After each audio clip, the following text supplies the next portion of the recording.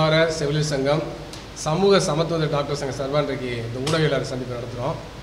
இந்த சந்திப்பில் தமிழ்நாடு அரசு அனைத்து சுகாதார செவிலியர் நிறுவனர் இந்திரா அவர்களும், புதிய மாநில தலைவர் விஷாலட்சி அவர்களும், பொதுச் செயலாளர் சத்யா அவர்களும், பொருளாளர் ஃபாத்திமா மேரி அவர்களும், மருத்துவத்துறை பணியாளர் கூட்டமைப்புடைய மாநில பொதுச்செயலர் டாக்டர் சாந்தி அவர்களும் மற்றும் மாநில நிர்வாகிகள் கலந்து கொண்டிருக்கிறார்கள்.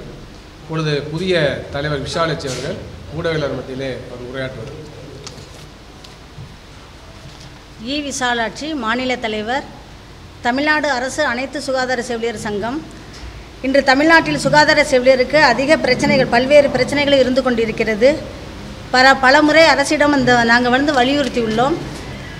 தேசிய தடுப்பூசி திட்டத்தை கிராம சுகாதார செவிலியர்கள் மூலம் ஒன்றிய அரசும் மாநில அரசும் நடைமுறைப்படுத்தி வருகிறது. நாடு முழுவதும் கிராம சுகாதார செவிலியர் இப்பணியை சிறப்பாக செய்து கொண்டிருக்கின்றனர். தமிழ்நாட்டிலும் கிராம சுகாதார செவிலியர்கள் தடுப்பூசி பணியை நெடுங்காலமாக சிறப்பாக அர்ப்பணிப்போடு செய்து கொண்டிருக்கின்றனர். இந்த நிலையில் தடுப்பூசி வழங்கும் பணியிலிருந்து கிராம சுகாதார செவிலியர்களிடமிருந்து MLHBக்கு இந்த தடுப்பூசி பணியை தமிழ்நாடு அரசு வழங்குவது மிகவும் வருத்தமாக உள்ளது. தடுப்பூசி பணி VHிடமிருந்து MLHபிடம் வழங்குவது சரியல்ல. இப்போக்கை தமிழக அரசு கைவிட வேண்டும். VHன்களை இப்பணியை தொடர்ந்து நடைமுறைப்படுத்த வேண்டும். தமிழ்நாட்டில் 4000க்கும் மேற்பட்ட காலி பணியிடங்கள் உள்ளது. அதை நிரப்பாமல் இது 4 வருட காலமாக 4000 பணியிடங்கள் காலி பணியிடமாக இருக்கிறது. இதுக்கு கேட்டோம்னா நீதிமன்றத்தில் வழக்கு இருப்பதாக காரணம் காட்டி தமிழக அரசு காலி பணியிடங்கள் நிரப்புவதை தாமதப்படுத்துகின்றன. ஏற்கனவே பணிசுமை அதிகமாக VHனுக்கு இருக்குது. இதனால் தாய்மார்களுக்கும் குழந்தைகளும் ரொம்ப பாதிக்கப்படுறாங்க. அதனால் தாய் மரணம், சிசு மரணம் அதிகமாக இருக்கிறது. MRMBS எங்களுக்கு MRMBS பிரச்சனை வேறு துறைக்கு மாற்றி அமைக்கணுங்கிறது எங்களோட இது. முத்துலட்சுமி ரெட்டி, டாக்டர் முத்துலட்சுமி ரெட்டி, டாக்டர் முத்துலட்சுமி ரெட்டி மகப்பேறு உதவி திட்டம் நிதி உதவி திட்டம் வேறு துறைக்கு மாற்ற நாங்கள் வலியுறுத்தியுள்ளோம். ஏற்கனவே சமூக நலத்துறையில் இருந்தது. அது எங்கள்கிட்ட சரியாதுங்களேன்னு எங்கள்கிட்ட கொடுத்தாங்க. இப்போ எங்களுக்கு பணிசுமை அதிகமாக இருக்கிறதுனால எங்களால் இது செய்ய முடியலை. அதனால் சரியான முறையில் எங்களுக்கு கர்ப்பிணிகளையோ தாய்மார்களையோ குழந்தைகளையோ சரிவர எங்களால் பார்க்க முடியலை. அதனால் இந்த டாக்டர் முத்துலட்சுமி திட்ட நிதி உதவியை அடுத்த துறைக்கு பரிந்துரைக்குமாறு கொடுக்கணும் அப்படின்னு கேட்டுக்கொள்கிறோம்.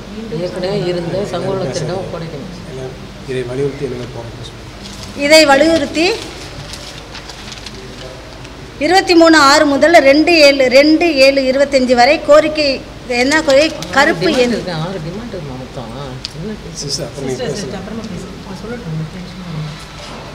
அதன்படி 23/6 முதல் 2/7 வரை கோரிக்கை கருப்பு பேட்சை அணிந்து நாங்கள் எங்கள் பணியில் ஈடுபடுகிறோம். 10/7 அன்று அவங்கவுங்க அந்தந்த மாவட்டங்களில் ஆர்ப்பாட்டங்கள் செய்வதாக நாங்கள் முடிவெடுத்துள்ளோம். 24/7 அன்று மாநில தலைநகரில் கோட்டையை நோக்கி உண்ணாவிரத போராட்டம் நாங்கள் அறிவிக்கிறோம். சென்னையில் உண்ணாவிரத போராட்டத்தை பண்ணணும்னு நாங்கள் முடிவெடுத்திருக்கோம் செயற்குழு கூட்டத்தில். நிறைய காலி பணியிடங்கள் இருக்கிறதுனால இதே ஒரு நிமிஷம் என்னன்னாக்க இந்த இவங்களுடைய பணி ரொம்ப பாதிக்கப்படுது. அந்த திட்டத்துக்கே செலவிட வேண்டிய அவசியம் இருக்குது. அதனால் தாய்மார்களுக்கு குழந்தைகளுக்கு தடுப்பூசி போடுறது மற்ற இவங்களுக்கான வேலைகள் செய்வது நேரம் கிடைக்கல. அது மிகப்பெரிய பாதிப்பை தாய்மார்களுக்கு குழந்தைகள் பொதுமக்களுக்கு ஏற்படுத்துது. அதனால தான் இந்த திட்டத்தை ஏற்கனவே இருந்தது போல் சமூக நலத்துறையில் ஒப்படைக்கணும்னு சொல்கிறோம். அதனால் அந்த அடிப்படையில் தான் செய்கிறாங்க. இல்லை, இப்போது கிராம சுகாதார செவிலியர்கள் தான் கிராமங்களில் பிரசவத்தை கவனிக்கிறாங்க இல்லையா? ஆமாம். சமூக நலம் இருந்துச்சு. எப்போ கிராம சுகாதார செவிலியருக்கு கிடைச்சிச்சு? எந்த இயர்லேருந்து கன்வெர்ட் ஆச்சு? அது 2012 ஆரம்பத்தில் குறைவான தொகை தான் கொடுத்தாங்க. 2008 மாற்றிருக்காங்க. கிராம சுகாதார செவிலியர் தான் பிரசவத்தை நல்லா கவனிக்கிறாங்க என்பதனால அவங்களுடைய பணிகளை பெண்களாக இருக்காங்க. பாராட்டும் அளவுக்கு பேர் இருக்கு. அதே மாத்தணுங்கிறீங்க. அதாவது எங்களுக்கு மக்களை போய் பொதுமக்களை சந்திக்கின்ற இடம் வந்து குறைஞ்சி போச்சு. இப்போ ஏன்னா மத்திய அரசோ மாநில அரசோ நிதி ஒதுக்குவதில் தாமதம் ஏற்படுகிறது. அதனால் இப்போ எல்லாம் ஆன்லைன் என்ட்ரி அது மாதிரி போயிடுச்சு. மக்கள் வந்து கிராமத்தில் வந்து அந்த பணம் தாமதம் ஆகிறதுனால வந்து பெரிய பிரச்சனை பண்ணுறாங்கள. நிதி ஒதுக்கீடுல தாமதம், அந்த ஆன்லைன் சேவைக்கு தனியாக ஆள் இல்லை. இருக்கிற இந்த மக்கள் சேவை பாதிக்கின்ற அளவுக்கு பொழுதுக்கும் ராத்திரி பகலாக ஆன்லைனில் விஹெச்என்ஸ் உட்கார்ற மாதிரி நிலைமை இருக்குது. அதனால் அந்த ரொட்டீன் ஒர்க் இருக்கு இல்லையா, அது பாதிக்குது. அதனால் ஏற்கனவே சமூக நலத்துறையில் தான் இம்ப்ளிமெண்ட் ஆனது. அதை கொண்டாந்து நம்மள்கிட்ட கொடுத்ததுனால இப்போ ஒர்க்லோடு வந்து அதிகமாக 80% விழுக்காடு பணி அதுக்கே போகுது. அதனால் மறுபடியும் எங்கேருந்து கொடுத்தீங்களோ அந்த துறைக்கே கொடுங்க அப்படிங்கிறது தான் எங்களோட கோரிக்கையாக இருக்குது. 17 ஆண்டுகளாக இவர்கள் செய்து கொண்டிருக்கக்கூடிய அந்த பணிக்கு நல்ல பேர் இருக்கு. ஒன்று, அடுத்து ஆன்லைன் கொண்டு வரும்பொழுது ஆரம்ப சுகாதார நிலையத்தில் இருக்கு இதுதான் கொண்டு போய் பதிவு பண்ணணும். அப்படி பண்ணும்பொழுது ஆன்லைன் என்ற விஷயமும் விவாதம் வந்துச்சு. வந்த பொழுது இவங்க கோரிக்கைகளை எல்லாம் வச்சு தனியாக அங்கே ஆன்லைனுக்கு ஆள் போடுங்க என்ற கோரிக்கை ஒன்று வந்துச்சு. அதை அவர்கள் ஆரம்ப சுகாதார நிலையத்தில் தனியாக அப்படி ஒரு ஆன்லைனுக்கான ஆள் போட்டாங்கன்னு சொன்னால் இவங்க போய் எடுத்து சொல்ல அவங்க செய்ய என்பது எளிதாக இருக்கும் என்பதெல்லாம் விவாதிக்கப்பட்டது. அதில் என்ன சிக்கல்? அதில் ஆன்லைன் பண்ணிக்க ஆள் போடலை. போடுங்க என்ற கோரிக்கை சரியா இருக்கும். இல்லை பிரச்சனை அதில் தொடர் என்னன்னாக்க அரசு முழுமையாக தனியார் மயமாக்கும். தேசிய கிராமப்புற சுகாதார இயக்கம் மூலமாகவும் நிதி ஆயோகம் என்ன பண்ணுறாங்கனாக்க படிப்படியாக அரசு மருத்துவரை தனியார் மயமாக்கிட்டாங்க. அதேபோல தடுப்பூசி உற்பத்தி, தடுப்பூசி விநியோகம், தடுப்பூசி வழங்கல் எல்லாத்தையுமே தனியார் மயமாக்கிட்டாங்க. சென்றாண்டு பார்த்தா நம்முடைய மாண்புமிகு மக்கள் நல்வாழ்வுத்துறை அமைச்சர் கூட தமிழ்நாட்டில் தடுப்பூசியில் வந்து தனியார் மருத்துவமனை மூலமாக வழங்கப்படும் சொல்லி அவர் அறிவிச்சிருக்காரு. அப்போ இது என்னன்னாக்க அடிப்படையில் வந்து முழுமையாக தனியார் மயமாக்குறத நோக்கி போகுது. அந்த அடிப்படையில் தான் வந்து நாடு முழுவதுக்கூடிய இல்லை அதே நான் சேர்த்து சொல்ல போகிறேன், அதே சேர்த்து சொல்ல போகிறேன். அதனால் என்னக்க ஆரம்ப சுகாதார நிலையங்கள், துணை சுகாதார நிலைய பணி என்னக்க நோய் தடுப்பு நடவடிக்கைகள், அதே மாதிரி குடும்ப நலத்திட்டம், மற்ற கர்ப்பிணி பெண்களுக்கு உதவுவது போன்றது தான். இப்போ அந்த பணியையே ஒன்றிய அரசு மாற்றுகிறது. அதனால தான் ஹெல்த் அண்ட் வெல்னஸ்க்கு பேர் மாற்றிவிட்டாங்க. பேரை மாற்றிட்டு சப் சென்டர் எல்லாமே நீங்கள் வந்து சிகிச்சை வழங்கக்கூடிய மையங்களாக மாற்றுவதற்கான முயற்சி நடக்குது. அங்கே டெலிமெடிசன் வரப்போகிறது. அப்போ இதெல்லாம் செய்கின்ற பொழுது என்னன்னாக்க படிப்படியாக கார்பரேட்டில் கொடுக்குங்கிறது தான் அருண் ஜேட்லி ஏற்கனவே அறிவிச்சது. துணை சுகாதார நிலையங்களை வந்து ஹெல்த் அண்ட் வெல்னஸ் என்ற பேர் மாற்றி கார்பரேட் சோஷியல் ரெஸ்பான்சிபிலிட்டி தனியார் நிறுவனம் ஏற்று நடத்துன்னு அறிவிச்சிட்டாங்க. அதை நோக்கி வந்து நாடு நகர்ந்து 2016ஆம் ஆண்டு 15ஆம் ஆண்டு பட்ஜெட்லேயே அவர் அறிவிச்சிட்டார். அருண் ஜேட்லி நடைமுறைப்படுத்து நாடு முழுவதும் நடைமுறைப்படுத்தப்படுது, தமிழ்நாடு உட்பட நடைமுறைப்படுத்தப்படுது. தமிழ்நாடு அரசும் ஒன்றிய அரசுடைய அந்த கோரிக்கையில் ஏற்று அந்த அவங்களுடைய கொள்கையின் அடிப்படையில் நம்ம மாற்றங்களை செய்கிறாங்க. அந்த அடிப்படையில் இங்கேயே வந்து பார்த்தீங்கன்னாக்க இப்போ இதில் வந்து ஆயுஷ்மான் பாரத் திட்ட அடிப்படையில் கர்ப்பிணி பெண்களுக்கு பிரசவம் பார்க்கறது கூட அந்த திட்டத்தில் கொண்டு வர்றாங்க. அதுக்கான நிதி உதவி, அதாவது சிசேரியன் பண்ணால் அதுக்கான நிதி உதவி குறைவாக இருக்குலாம் இன்றைக்கி வந்து விமர்சனம் வந்துட்டு இருக்கு. அப்போ முழுமையாக பொது சுகாதாரத்துறையை வந்து படிப்படியாக ஒழித்து விட்டு இப்போ முழுமையாக தனியார் மயமாக்குறது, வணிகமயமாக்குறது நோக்கி நாடு சென்று கொண்டிருக்கிறது. அந்த அடிப்படையில் தான் இன்றைக்கி வந்து பார்த்தீங்கன்னாக்க இந்த சுகாதார சேவைகளில் இருக்கக்கூடிய பல்வேறு பொறுப்புகளையும் வந்து பறிக்கக்கூடிய ஒரு போக்கு இருக்குது. அப்போ வந்து மிடில் லெவல் ஹெல்த் ஒர்க்கர்னு ஒரு புதிய பணியிடத்தை உருவாக்கி அவங்கள்ட்ட வந்து எல்லா பணிகளையும் ஒருங்கிணைக்கக்கூடிய வேலையை கொடுக்குறாங்க. துணை சுகாதாரம் அவங்க எல்லாமே ஒன்றிய அரசு தான். ஒன்றிய அரசு தீர்மானிக்கிறது, மாநில அரசு நடைமுறைப்படுத்துது. அப்போ மாநில அரசு தமிழ்நாட்டுடைய உரிமைகளை, மாநில உரிமைகளை சுகாதாரத்துறையில் காப்பாற்றணும். எப்படி நீட் தேர்வில் காப்பதற்காக போராடுகிறார்களோ அதே போல் மருத்துவர்களில் காப்பதற்காக போராடுறாங்களோ அதே போலவே மருத்துவ சேவைகளையும் மாநில உரிமையை காக்க வேண்டிய பொறுப்பு தமிழ்நாடு அரசு இருக்குது. அதை வந்து தான் திரும்ப திரும்ப அவர்களும் சொல்கிறார்கள், நாங்களும் சொல்கிறோம். அப்போ எந்த காரணம் கொண்டும் பிரைமரி ஹெல்த் சென்டரையோ துணை சுகாதாரங்களையோ தனியார் மயமாக்கக்கூடாது, அதில் உள்ள சேவைகளை தனியார் மயமாக்கக்கூடாது. ஆனால் படிப்படியாக இந்த மாதிரி தனியார் மயமாக்கிற முயற்சி நடக்குது. அப்போ அந்த அடிப்படையில் பார்த்தீங்கன்னாக்க டெலிமெடிசன் சென்டராக மாற்றுறாங்க. அப்போ அது வந்து மிக மோசமான விளைவுகளை பொதுமக்கள் உருவாக்கும் என்பது தான். அதனால் வந்து ஏற்கனவே அவர்களுக்கு என்னென்ன பணி வழங்கப்பட்டிருக்கிறதோ, வரையறுக்கப்பட்டிருக்கிறதோ அந்த அடிப்படையில் அவர்களுக்கு தான் தொடர்ந்து அந்த பணி வந்து வழங்கப்பட வேண்டும். அவர்களுக்கு வந்து அந்த பணி பாதுகாப்பு இருக்கணும். அதே போலவே காலி பணிகள் 4000 இடம் இருக்குது, அதை வந்து நிரப்பணும். உச்சநீதிமன்றத்தில் வழக்கு இருக்குது, அந்த வழக்கை எவ்வாறு விரைவாக முடிப்பது என்பது சொல்லி தமிழ்நாடு அரசு முயற்சிகளை மேற்கொள்ள வேண்டும். முயற்சிகளை மேற்கொண்டு காலி பணிகளை நிரப்பணும். ஆனால் போதிய அளவுக்கு அக்கறை செலுத்தப்படவில்லை என்பது தான் வருத்தமாக இருக்கிறது. ஏன்னா 4000 பணியிடங்களில் 4000 பணிகள் நிரப்பினா அரசுக்கு அதில் அவங்களுக்கு வந்து ஊதியம் கொடுக்கணும், பல்வேறு செலவுலாம் இருக்குது. அப்போ அந்த அடிப்படையில் வந்து உச்சநீதிமன்றத்தில் வந்து வழக்கு காரணம் காட்டிக்கொண்டு நாங்கள் வந்து விஹெச்என் பொறுப்பை இப்போ நிறைவேற்ற முடியல, நீதிமன்றத்தில் வழக்குன்னு சொல்லி அதில் தப்பிப்பது சரியல்ல. எனவே தமிழ்நாடு அரசு இந்த பிரச்சனை சீரியஸாக கவனம் செலுத்தணும். அவங்க உடனடியாக வந்து தலையிட்டு எவ்வாறு விரைவாக அந்த நீதிமன்றத்தில் வழக்கம் முடித்துவிட்டு 4000 காலி பணி நிரப்புறதை பார்க்கணும் அப்படிங்கிறது தான். அப்போ இது மாதிரி யாராலும் போட்டுட்டு இருக்காங்க.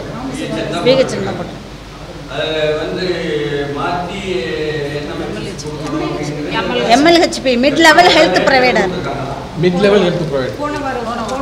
அதாவது ஒரு சுற்றறிக்கை 4888 பேர் வந்து MLHP நியமனம் செய்யப்பட்டார்கள்.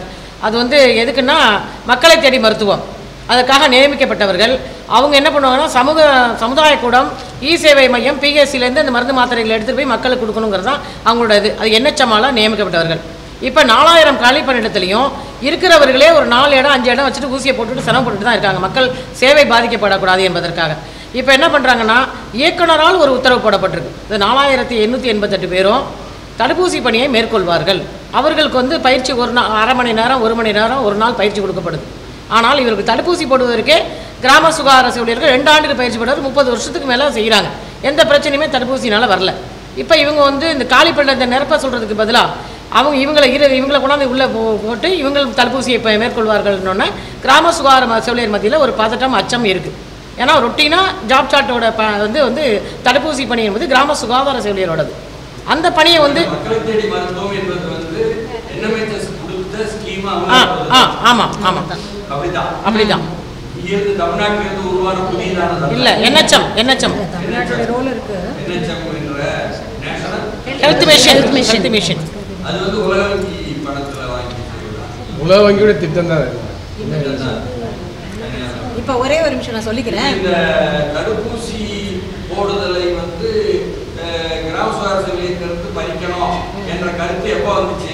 இப்போதான் ஒரு வாரத்துக்கு ஆண்டுகளுக்கு முன்னால செவிலியர்கள் அதை எதிர்த்து போராட்டம் மேல் ஒரு நினைவு இல்லை. அது பின்னால இப்போதான் சுற்றறிக்கை அனுப்பியிருக்கிறார் DPH-ஆல் சுற்றறிக்கை. அதுக்கு வந்து நான் சொல்றது DPH பத்மநாபன் இருக்கும்போது டாக்டரா அப்போ வந்து ஒரு போராட்டம் அந்த மாதிரி பறிக்கக்கூடாது அப்படின்னு அப்போ வந்து நாங்கள் இல்லை துணை செவிலியர்களை ஆரம்ப சுகாதார நிலையத்திலேருந்து காலிப்படத்துக்கு போடும்போது தான் அந்த பத்மநாபன் சார் இருக்கும்போது அது இம்யூனைசேஷன்ல எல்லாம் அந்த பிரச்சனை எல்லாம் இவ்வளோ நாள் வரல. இல்லை அது தற்காலிகமான ஏற்பாடு இல்லை. அது நீங்கள் சொல்கிறது சரி. அன்னைக்கு ஒரு சிறிய சம்பவம் ஏற்பட்டுச்சு. ஒரு இடத்துல ஒரு 2 குழந்தைகள் வந்து பாதிக்கப்பட்டாங்க, இறந்துட்டாங்க. அந்த அடிப்படையில் தற்காலிகமாக வந்து மருத்துவமனைகளில் பிரைமரி ஹெல்த் சென்டருக்கு போய் தடுப்பூசி கொண்டு மாதிரி கொண்டு வந்தாங்க. அதே மாதிரி திரும்ப அரசாங்கம் உங்கள்கிட்ட கொடுத்துட்டாங்க. அப்போ அந்த மாதிரி கொடுத்து இப்போ தொடர்ந்து சிறப்பாக யார் அது மாதிரி செய்யக்கூடாதுன்னு தான் சொல்லுவேன்.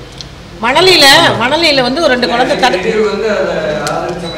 ஆமாம். என்ன பிரச்சனைனாக்க இல்லை நான் சொல்கிறேன். இல்லை தடுப்பூசி இப்போ பிடுங்கல. இல்லை தடுப்பூசி எல்லாம் எங்கள்கிட்ட வந்து பறிக்கல. மணலியில் ஒரு அன்னைக்கு ஹெல்த்து மானிய கோரிக்கை அன்னைக்கு மைசில்ஸ் வேக்சின் போடும்போது 2 குழந்தை இறந்துருச்சு. அதனால் வந்து என்னன்னா பொதுமக்களை திருப்திப்படுத்துவதற்காக அந்த கிராம சுகாதார செவிலியர்கள் சஸ்பெண்ட் பண்ணாங்க. அப்போ அதோட நியாயத்தை நம்ம சொன்னோம். அதே மாதிரி திருவண்ணாமலையில் அந்த போலியோ ட்ராப்ஸ் வந்து இனாக்ரேட் பண்ணும்போது ஒரு அமைச்சர் வந்து இனாக்ரேட் பண்ணும்போது 2 சொட்டு தான் போடும். அந்த ட்ராப்பரை பிடிச்சி அழுத்தும் போது அது ஆஸ்பிரேட் ஆகி குழந்தை இறந்து போச்சு. உடனடியாக என்ன பண்ணுறாங்கன்னா அந்த பூத்தில் இருக்கிற அவங்க VHN அந்த பூத்தில் இல்லை, ICDS ஒர்க்கர் இருந்தாங்க. ஆனால் VHN தான் பொறுப்பாளர்னு நியமித்து இது பண்ணாங்க. நாங்கள் போராட்டம் அனௌன்ஸ் பண்ணோம். அது இதாகிடுச்சு. தடுப்பூசியெல்லாம் எங்கள்கிட்ட வந்து பறிக்கலை. அது வந்து தடுப்பூசி வந்து இல்லை. இப்போ இந்த பிரச்சனை வரலாம். Global alliance for vaccine and immunisation ஒரு உலகளாவே திட்டம் இருக்குது. அதில் வந்து பில் கேட்ஸ் இருக்கார், பன்னாட்டு ஏகபோக நிறுவனங்கள் இருக்குது, அதேமாதிரி உலக நல நிறுவனம் இருக்குது.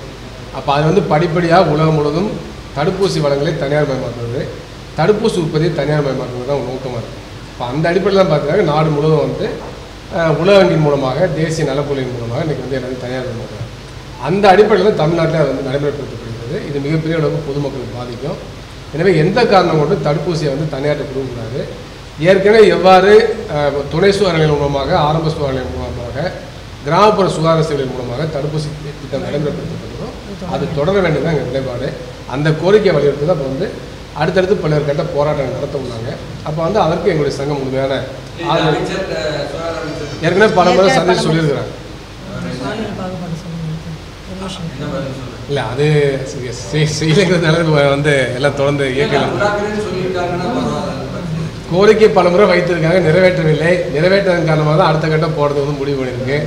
அதனால் இப்போ வந்து கோரிக்கை அட்டை அணிந்து பணிக்க சென்றாங்க. அதுக்கடுத்து 10ஆம் தேதி அடுத்த மாதம் 10ஆம் தேதி மாவட்ட தலைநகரில் ஆர்ப்பாட்டம் பண்ணுறாங்க. 24ஆம் தேதி சென்னையில் மாநில விடுமுறையில் உண்ணாநிலை ஆர்ப்பாட்டம் நடத்துகிறாங்க. அதுக்கு பிறகு தமிழக அரசு அந்த கோரிக்கை நிறைவேற்றாக்க அடுத்த கட்டமாக என்னன்னு சொல்லி அவருடைய பொதுக்குழு சேர்ந்து முடிவு பண்ணுவாங்க.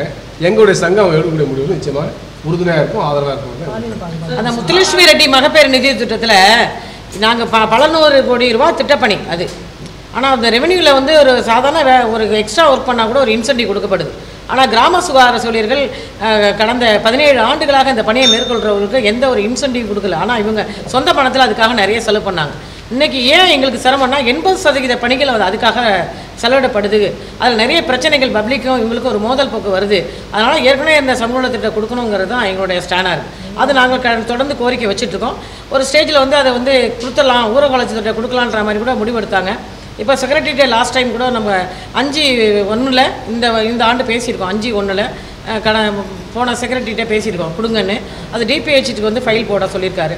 எல்லாருக்குமே பிரச்சனை இருக்குது. இதனால் டாக்டர்ஸ்லேருந்து மினிஸ்ட்ரியல் ஸ்டாஃப்லேருந்து எல்லாருக்குமே இந்த பணியினால் நிறைய ப்ராப்ளம் இருக்குது. அதனால் சமூகத்துறை நலத்திட்டத்தை அந்த நலத்திட்ட துறைக்கு கொடுக்கணுங்கிறது தான் எங்களோட கோரிக்கை. ஏன்னா பொதுமக்கள் நிறைய பாதிக்கப்படுறாங்க. எங்களுக்கு நாங்கள் வந்து மக்களை சந்திக்காமல் கிராம சுகாதார செவிலியை சந்திக்காததுனால மகப்பேறு மரணம் சிசு மரணம் அதிகமாகிட்டே இருக்குது. இன்னும் சொல்ல இப்போ மகப்பேறு மரணம் என்பது 1,45,000 இருக்கும். இவங்களோட வேலையை உங்களால செய்ய முடியல சொல்லிட்டேன். 1,45,000 கூடிக்கிட்டு இருக்கு.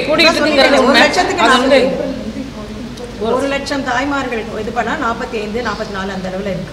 இல்லை 50, 52 கூடிக்கிட்டு தான் இருக்குது. ஒன்றும் குறையில கூடிக்கிட்டு தான் இருக்குது குறையில.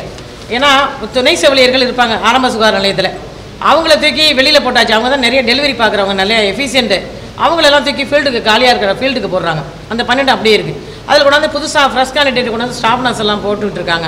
அப்போ அவங்க போட்டுட்டு நாங்கள் வேணான்னு சொல்ல. ஆனால் டிஎம்எஸ் சைடு அவங்க வந்து அரசு மருத்துவமனை, மருத்துவக் கல்லூரி மருத்துவமனைலாம் நிறைய வேக்கண்ட் இருக்குது. அங்கே போடாமல் ஆரம்ப சுகாதார நிலையத்தில் போட்டுட்டு இங்கே இருக்கிற இவங்களை வந்து அந்த பிளேஸில் கொண்டாந்து போட்டு இவங்களை தூக்கி வெளியில் போடுறது. இது மாதிரி நிர்வாகத்தில் நிறைய வந்து குளறுபடிகள் இருக்கிறது தான். எங்களை இப்போ வந்து பொதுமக்களை பற்றி நலன் கருதுறாங்களா என்னன்னு தெரியல. ஆனால் பொதுமக்கள் நிறைய பாதிக்கப்படுறாங்கிறது யதார்த்தமான விஷயம். ப்ரமோஷனும் இல்லை. 30 வருஷமாக பார்த்தீங்கன்னா 33 வருஷமாக நாங்கள் எங்களுக்கு வந்து ப்ரமோஷன் இல்லைன்னு சொல்கிறோம். பலநோக்கு சுகாதார ஆண் பெண் திட்டத்தில் ஆண் பணியாளர்களுக்கு 5 ஆண்டு பணியில் சேர்ந்த 5 ஆண்டில் கிரேட் 1 சுகாதார ஆய்வாளர் கொடுக்கப்படுது. ஆனால் நாங்கள் 30 வருஷம் அது ஒரு முதற்கட்ட பதவி எட்டுவதற்கு அதில் நிறைய பாதிப்புகள் இருக்குது. அதனால் மன அழுத்தம் இருக்குது. அது அந்த பெண்கள்ங்கிறதுனால நாங்கள் புறக்கணிக்கப்படுகிறோம் என்ற ஒரு நிலை வந்து இருக்குது அப்படிங்கிறது தான். பொது சுகாதாரத்துறையில் தான் அது. ஸோ ஒரு சீனியாரிட்டி லிஸ்ட்டுக்கே நாங்கள் 15 ஆண்டுகள் காத்திருக்க வேண்டியிருக்கு. அதே மாதிரி வந்து பார்த்திங்கன்னா துறையில் அனௌன்ஸ் பண்ணுற ஃபினான்ஸில் அனௌன்ஸ் பண்ணுற ஒரு எஃப்டிஏ கூட பல மாவட்டங்களில் கொடுக்கப்படலை. NHM fund ஒதுக்குறாங்க. அந்த ஃபண்டு வந்து முறையாக தமிழ்நாடு பூரா செலவு பண்ணப்படலை அப்படிங்கிறது தான். வாடகை கட்டாது. இப்போ ஒன்றும் இல்லை, இந்த எம்எல்ஹெச்வி நியமனம் பண்ணுறாங்கல்ல, அவங்களுக்கு என்ஹெச்எம் கைட்லைன்ஸ் கொடுத்துருக்காங்க. அந்த கைட்லைன்ஸை மீறி துணை சுகாதார நிலையங்கள் அவர்கள் திணிக்கப்படுகிறார்கள். நான் கூட சொன்னேன், இடையூறுகள் ஏற்படுகிறது. ஏன் இடைஞ்சல் வருதுன்னா, இவங்களுக்கு போதுமான அளவுக்கு வந்து துணை சுகாதார நிலையங்கள் கிராமத்தில் இல்லை. இவங்க கட்டியிருக்க துணை சுகாதார நிலையம் ரொம்ப ரிமோட் பிளேஸில் இருக்குது, பாலடைந்து போச்சு. அதுக்கு கூட வந்து வாடகை பிடித்தம் செய்யப்படுது. நிறைய இடங்களில் கிராம சுகாதார செவிலியர்கள் அந்த இடத்துலையே தங்கி தன்னுடைய சொந்த செலவில் 10,000 15,000 கூட வாடகை கொடுக்குறாங்க. 5,000க்கு மேலே. இப்போ கிராமத்தில் ஒரு 5,000 குறைஞ்சி வாடகையே கிடையாது. குடும்பத்தோட வாடகை கட்டடத்தை தங்கி இருக்காங்க. அந்த இடத்துல கொண்டாந்து சுகாதார இடைநிலை பணியாளர் கொண்டாந்து விடுறாங்க. வச்சுங்க, அவங்க என்ன பண்ணுவாங்க? பாவம் தானேன்னா எப்படி குடும்பத்தோடு இருக்கவங்க பண்ணுவாங்க? அது மாதிரி அரசு துணை சுகாதார நிலையங்களில் கூட இவங்க பராமரிப்பு, ஒயிட் வாஷ் பண்ணுறதுலேருந்து தண்ணி இல்லையா செலவு பண்ணுறது, கரண்ட் கட்டுறது, சுத்தம் பண்ணுறது, ஒரு ஆயா கூட கிடையாது. இவங்களே சுத்தம் பண்ணுறது, டாய்லெட்டில் வந்து எல்லா விஷயங்களும் பண்ணிகிட்டு இருக்கவங்கள்ட்ட ஒரு பெண் ஊழியர் கொண்டாந்து அதில் கொண்டாந்து அதையே தங்க விடுங்க, பணி செய்ய விடுங்கன்னா எப்படி? கிளினிக்கல் போர்ஷன் தனியாக இல்லை, ஒரு சப் சென்டர்னா ஒரே இடம் தான். அதில் கொண்டாந்து தங்க வச்சு அவங்கள்ட்ட இடைஞ்சல் நிறைய பிரச்சனைகள் இருக்குது. இது அரசாங்கத்துக்கு கவனத்துக்கு கொண்டு போயிருக்கோம், துணை இயக்குனர் அவர்களுக்கும் கொண்டு போயிருக்கோம். அதில் எங்களுக்கு ரெமெடி இல்லை. அது உடனடியாக அது பரிசீலிக்கப்படணுங்கிறது தான் எங்களோட வேண்டுகோளாக இருக்குது. அது மாதிரி பொதுத்துறை நிறுவனங்கள்லாம் இப்போ தடுப்பூசி மருந்துகள் வந்து இப்போ வந்து நிறைய இல்லை, பற்றாக்குறை இருக்குது. ஹெப்டைட்டிஸ் பி கூட இப்போ இல்லை. அது வந்து அந்த பொதுத்துறை நிறுவனம் செங்கல்பட்டில் ஒரு இதை பண்ணாங்க, அது கூட இன்னும் கொண்டு வரல. பொதுத்துறை நிறுவனங்களும் தடுப்பூசி மருந்துகள் தயாரிக்கணும், இந்த பற்றாக்குறையை போக்கணும் அப்படிங்கிற ஒரு கோரிக்கையை நாங்கள் வந்து இந்த செயற்குழுவில் விவாதித்து வச்சுருக்கோம். அடுத்து ஒரே நிமிஷம் இருங்க.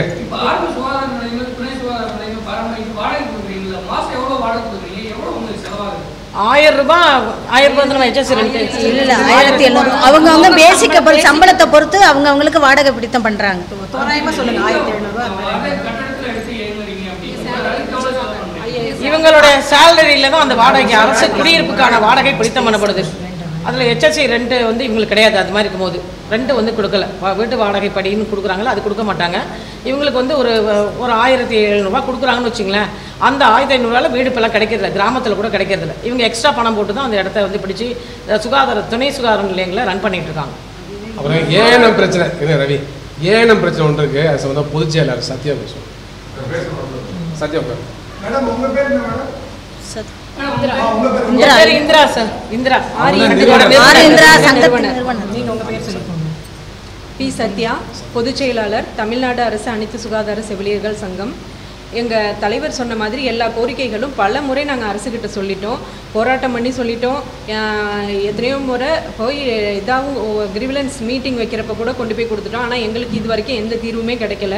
எல்லா கோரிக்கைகளையும் முதல்வர் பார்வைக்கு உங்கள் மூலியமாக கொஞ்சம் கொண்டுட்டு போய் எங்களுக்கு ஒரு தீர்வு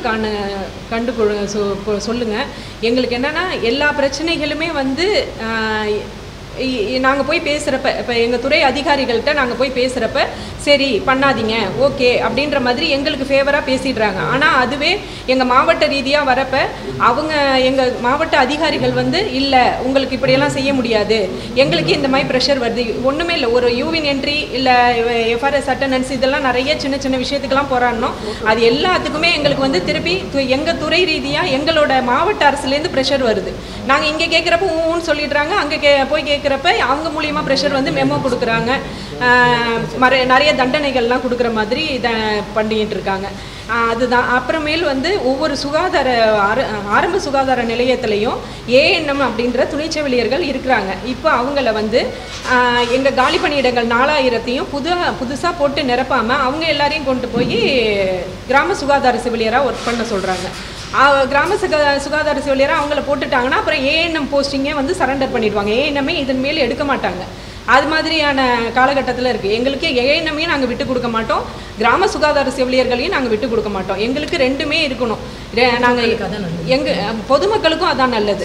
நான் ஒரு எடுத்தோடனே ஒரு ஸ்டாஃப் நர்ஸ் கிட்டலாம் போய் மக்கள் பழகுற அளவுக்கு நாங்கள் எங்கள்கிட்ட மக்கள் பழகுற அளவுக்கு வேற யாருமே இப்போ MLHPன்லாம் சொல்கிறாங்களே அவங்கெல்லாம் அந்த அளவுக்குலாம் போய் பழக மாட்டுறாங்க.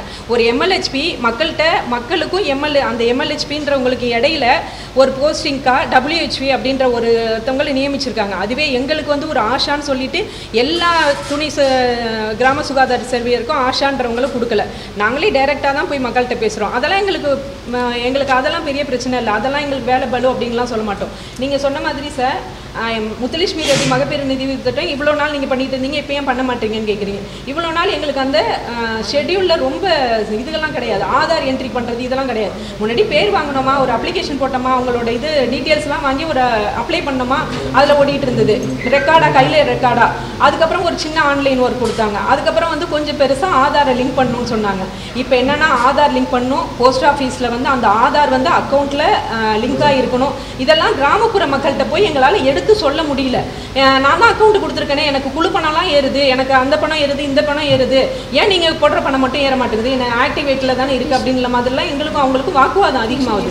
அப்போ நாங்கள் சொல்கிற எங்களோட சேவைகளை அவங்களுக்கு முழுசாக போய் சேர மாட்டேங்குது. ஒரு தடுப்பூசிக்கு போட வரப்ப ஏன் எனக்கு இன்னும் பணம் ஏறலன்னு கேட்குறப்ப அவங்களுக்கு அந்த இதுலையே தான் பேசுகிறாங்களே தவிர தடுப்பூசி பற்றி எங்களுக்கு அவ்வளவா ஒரு உணர்வு கிடைக்க மாட்டேங்குது. அவங்களுக்கு வருஷம் மாற்றிட்டே போயிட்டு இருக்காமா.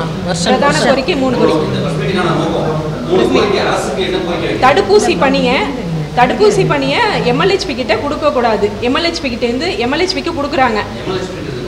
மிட் லெவல் ஹெல்த் ப்ரொவைடர், இடைநிலை சுகாதார பணியாளர் அப்படின்ற அந்த இவங்கள கான்ட்ராக்ட் பேசிஸில் NHMல வேலை பார்க்குறாங்க. அவங்கள எல்லா HSCக்கும் எல்லா துணை சுகாதார நிலையங்களுக்கும் கிடையாது, சில துணை சுகாதார நிலையங்களை ஹெல்த் நலவாழ்வு மையம்னு சொல்லி மாற்றிட்டாங்க. நலவாழ்வு மையத்தில் அவங்க இருக்கிறாங்க. இப்போ எங்கள்கிட்ட 4000 பணியிடங்கள் காலி பணியிடங்களை வச்சுட்டு அதை போட்டு நிரப்பம் பண்ணாமல் கோர்ட்டு கேஸ் இருக்குது அது இதுன்னு சொல்லிட்டு அந்த பணியை சுமையை கொண்டு போய் அந்த இதை தீர்க்கிறதுக்காக அவங்கக்கிட்ட கொண்டு போய் எங்களோட தடுப்பூசி பணியை கொடுக்குறாங்க. எங்களோட பிரதான இதே MRBS வாங்கி கொடுக்குறது அதெல்லாம் கிடையாது. எங்களுக்கு தாய் சேய் நல பணி அது மட்டும்தான் எங்களோட தடுப்பூசி பணி, தாய் சேய் நல பணி. இது ரெண்டுத்தையும் எங்களால் விட்டு கொடுக்கவே முடியாது. அது ரெண்டும் தான் எங்களுக்கு பெரிய எங்களோட ஜாப்ல எங்களுக்குன்னு கிடைக்கிற ஒரு மன திருப்தி. எங்களோட ஜாப் சாட்டும் தான் எங்களுக்கு படித்த பேர்லேருந்து சொல்லி கொடுத்தது அதுதான். அதை விட்டுட்டு இப்போ கொண்டு போய் அவங்க கிட்ட கொடுத்துட்டு அவங்கள தடுப்பூசி போட சொன்னால் அப்புறம் எங்களுக்கு என்ன அதில் இது இருக்குது. அதனால எம்எல்ஹெச்பி கிட்ட நாங்கள் தடுப்பூசி போடுற பணியை அரசு கொடுக்கக்கூடாது, நாங்களே தடுப்பூசி போட்டுக்கிறோம். அதே மாதிரி 4000 பணியிடங்களை கோர்ட்டு கேஸ் இருக்குது, அது இருக்குது, இது இருக்குன்ட்டு 4 வருஷமாக போராடிக்கிட்டே இருக்கும். ஒருத்தர் ஒரு வில்லேஜை பார்க்கறது பதில் 4 வில்லேஜ் பார்த்துக்கிட்டு இருக்கோம். அப்போ எந்த அளவுக்கு நாங்கள் போய் அந்த மக்களை கண்காணிக்க முடியும்?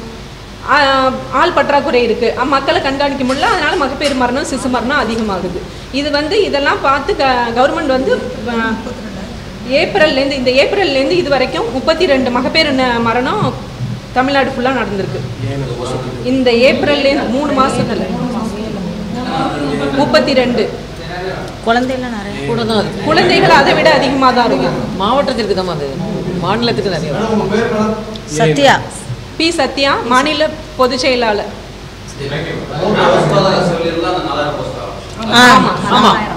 ஏஎன்எம் விஹெச்என் 2 பேரையும் சேர்த்து 4000 பணியிடங்கள் பேலன்ஸ் இருக்கு. அதை இன்ன வரைக்கும் 4 வருஷமா கேட்டுட்டு இருக்கோம். 1000 ஃபர்ஸ்ட் நீங்க எங்களோட கோரிக்கைகள்லேயே கொஞ்சம் நாளைக்கு முன்னாடி பார்த்தா தெரியும்.